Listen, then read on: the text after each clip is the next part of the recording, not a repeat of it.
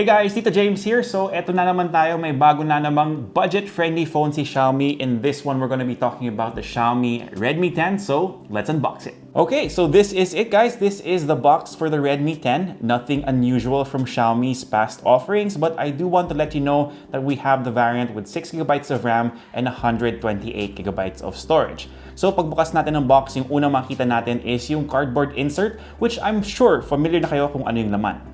We have the mahiwagang panundot ng SIM tray, the quick start guide and the rest of the documents, and the clear silicone case or yung jelly case. Next up, we have the Redmi 10 itself and we can see all the highlighted specs for this device pero mamaya na natin pag-usapan yan. Yung color variant na nasa akin for review is called Pebble White and it's super clean, really nice, but let's set that aside for now and get to the last two things in the box, which is the USB-C cable, and last but not the least, a 22.5-watt charger. So quick recap of everything that comes inside of the box. You have the Redmi 10, of course, the documents, a silicone case, USB-C cable, and the charging brick. May SIM ejector din pero hindi ko nasama sa shot na to. Okay, so with that done, let's talk about pricing and availability for this phone. And the Redmi 10 has two variants, like I said. Again, we have the one with 6GB of RAM and 128GB of storage. So this is the one I recommend getting if kaya ng budget natin and it's priced at 8,590 pesos. Pero kung nagtitipid tayo ng konti, may version naman with 4GB of RAM and 64GB of storage and ang presyo para doon is 7,590. So it's available starting September 18 via all of Xiaomi's official sales channels. But if you get it through Lazada or Shopee on the 18th itself, you get 500 pesos off. And I know some of you asked this, pwede siyang i-home credit. This is not a sponsored video, by the way. And I think they're offering it at 0% interest for 6 months. But anyway, let's take a closer look at the phone itself. Again guys, this is the Pebble White colorway for the Redmi 10 and sabi ko nga kanina, it looks super clean tapos dahil matte finish yung gamit nila dito, it actually looks more expensive. I mean, I think na pwede ito panglaban sa mga 12,000 peso phones or higher, at least in terms of looks. Yes, plastic yung build niya, of course, no surprises naman pagdating doon, pero tight yung tolerances niya, tama lang yung weight, and more importantly, okay yung ergonomics niya. Medyo fingerprint magnet pa rin yung phone na to, pero since I do have the white colorway, it is less obvious. But again, come on guys, this looks really, really good. And from what I can tell, okay din naman yung build quality niya. But anyway, let's move on to a tour of the phone's button and port layout. So you have the USB-C port on the bottom and beside it is a speaker. On the right side, you have the volume rocker and power button / fingerprint scanner. Okay naman yung accuracy niya, it doesn't unlock the phone very quickly pero mas pipiliin ko na yung mas maganda yung accuracy versus yung mabilisang sasabihin sa'yo na hindi niya mabasa yung fingerprints mo.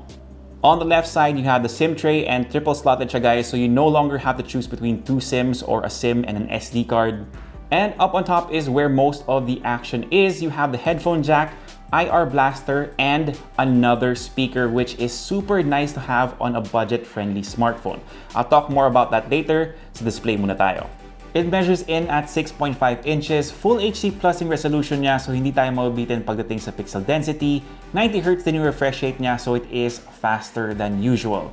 Now, I wouldn't really say na buttery smooth since naka-experience na tayo ng 120Hz display, pero ramdam pa rin naman yung difference sa navigation ng UI.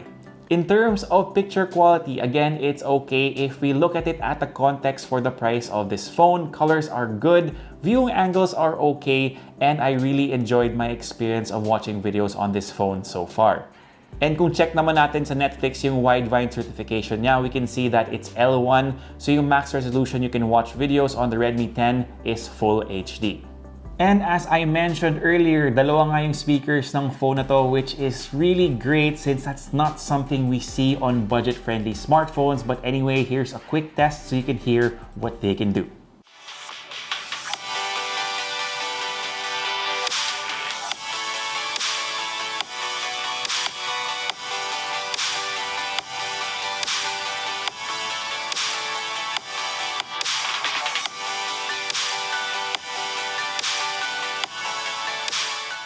So from the speakers, let's move on to the camera portion of this hands-on. Nakita nyo naman na may punch hole yung phone na to, and that's where you'll find the 8-megapixel selfie camera. Pero yung main highlight or one of the main highlights para sa Redmi 10 is of course yung 50-megapixel main camera, which is part of its quad shooter setup.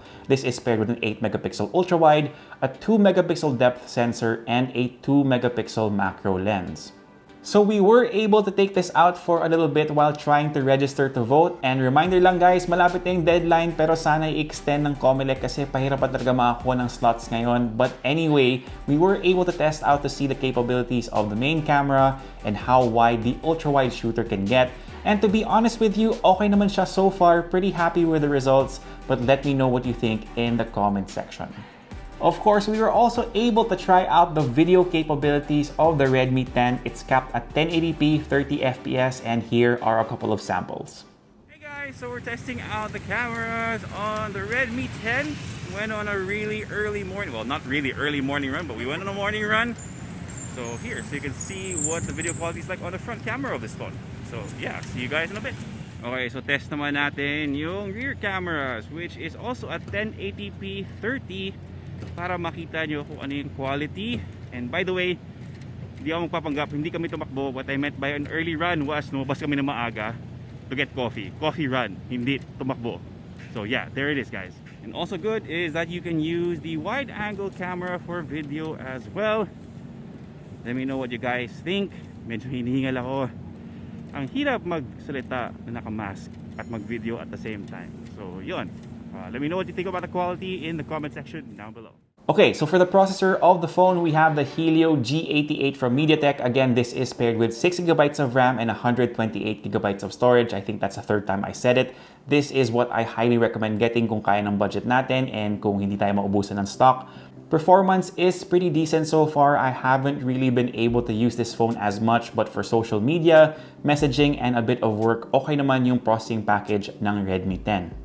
I was able to try a bit of Call of Duty and to show you guys the settings. It does max out at medium pero okay na rin since smooth naman yung gameplay at least for Team Deathmatch, which is what I usually play para quick match lang habang nagpapahinga ng konti. Elle will have a gaming review for this phone very soon. By the time you're watching this video, I should have sent the phone to her already. Para sa battery naman, 5,000 mAh yung capacity ng Redmi 10. Charging speeds niya is at 18 watts. Yes, kahit na 22.5 watts yung charging brick na kasama niya sa box.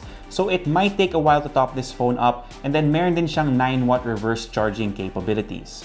Of course, for the OS, you have Android 11 with MIUI 12 on top. There is some bloatware on the phone pero madali naman siyang i-uninstall kung hindi nyo gagamitin yung apps na yon.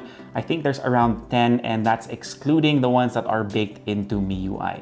So there you go. I think that's pretty much it for your quick look at the Redmi 10. Kung medyo sold na kayo, again, this will be available on September 18. I don't know why I sound like I'm live selling, but this is not sponsored by Xiaomi, promise guys. And the prices for the Redmi 10 are 7,590 for the base variant, again with 4GB of RAM, 64GB of storage, and 8,590 for the one with 6GB of RAM and 128GB of storage. I'll leave more details down below if you need them, but I'm really curious to hear what you guys think of the Redmi 10. Let me know in the comment section. Alright, so that's it guys. Again, gaming review by Elle very soon. I'm sure yung may mga crush kay Elle dyan, aabangan nyo yung video na yun. But if you like this video, give us a thumbs up, sub to the channel, and make sure you hit that notification bell. If you have any questions, leave them down below, and I'll try my best to get to them as soon as I can. For all the latest in tech, head to Unbox.ph, plus follow us on Facebook, Instagram, TikTok. Listen to our podcast on Spotify. My name is Tito James. Peace, God bless. See you guys next time, and of course, stay safe.